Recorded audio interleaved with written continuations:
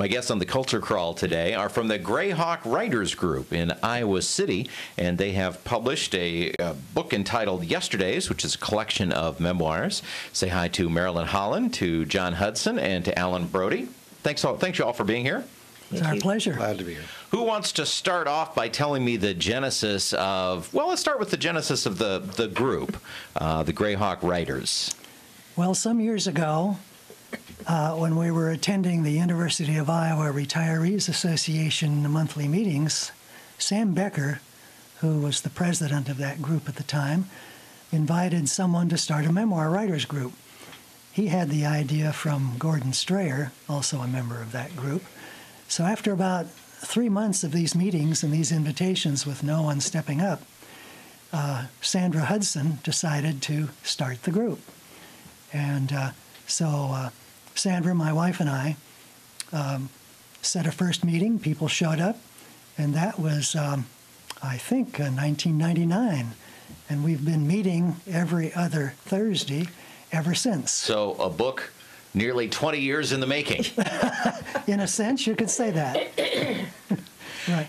And so, but Yesterdays, the collection has just come out. So, and I joke about a book 20 years in the making, but obviously you met for a long time and shared writings and things like that before you decided to collect them into a book. What was the genesis of that? Deciding, okay, we've been doing this for a while now. We really need to collect everything and get it out there.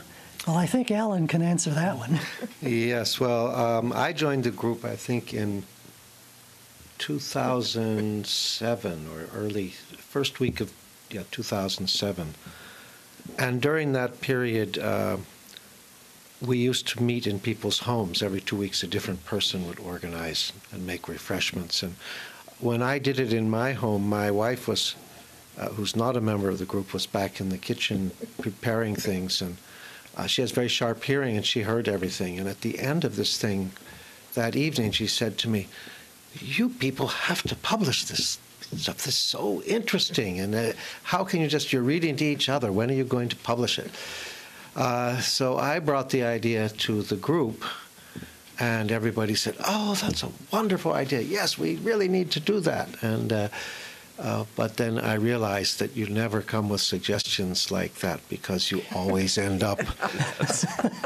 So you're still young, Alan. I was the youngest in the group at the time. No more. You're a young guy. You have a lot of energy. You take charge of this. And with all of my energy, it took us about 7 more years to bring it out. So it's definitely been 7 years in the making. 15 years since the founding of the group, 7 years in the making, and here we are in end of 2014. So it's well seasoned. Well, this is how big is the group? Regular attendees. As I look at the collection of stories, it's huge. Now, of course, a couple of folks like Sam Becker have passed on. Yes. But how many people in a normal group meeting? We cap the membership at 14, and usually anywhere from 10 to 14 are in attendance. A dozen perhaps, because some people travel. Others go to Florida for the winter, and so forth. That's still a lot. Yes. To work with in a writer's group. As somebody who's done this a few times in the past, reading things every week from 10 or 14 people is a bunch. Marilyn, is the workload ever too much? Oh, yes. Sometimes when John starts the meeting, he finds out who's ready to read, and there's usually 3 maybe people who pass that week. So our lives are busy. But still with 7 or 8 who have things always. to read. At least 8 people read. Yet we met yesterday, and I think 10 of us read. Yes, I think so. 10 read yesterday. So tell me about Yesterdays, about the collection.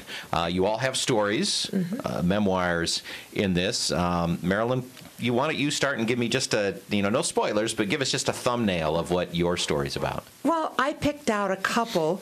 One was a story from my childhood, and a neighbor lady who taught rural school in North Liberty, and her influence on me with reading skills. And I wish she knew that she made me a voracious reader. The other story is about my affair with cars. And that, of course, I started it in my childhood, but when all through my life, the different cars that have been important in my life, and interwove the family into it. Well, a lot of times we judge the passing of time by which car we were driving. Right. At that moment. John, what about you? Well, I have three pieces. The first one is about my teenage years hanging out in the roundhouse that housed the steam locomotives on the Great Northern Railroad out in the state of Washington, and about my love affair with those steam locomotives. I also wrote a piece about the different typewriter keyboard, the Dvorak keyboard, which I use. You use the Dvorak keyboard? I touch type on the Dvorak keyboard. Wow. And there is a utility in Windows that allows you to make that conversion through software. But I also had a manual typewriter with the keys in different places. How long have you typed on the Dvorak keyboard? Since 1953. Wow. And you're the first person I've ever met who uses the Dvorak keyboard exclusively. It's sort of a cult following. Yes. And so that memoir is about how I found out about it, how I met Professor Dvorak, the person who developed it, and what's happened since. And then my third piece, because I'm a sociologist, I have a piece in there about how social science has influenced my philosophy of life.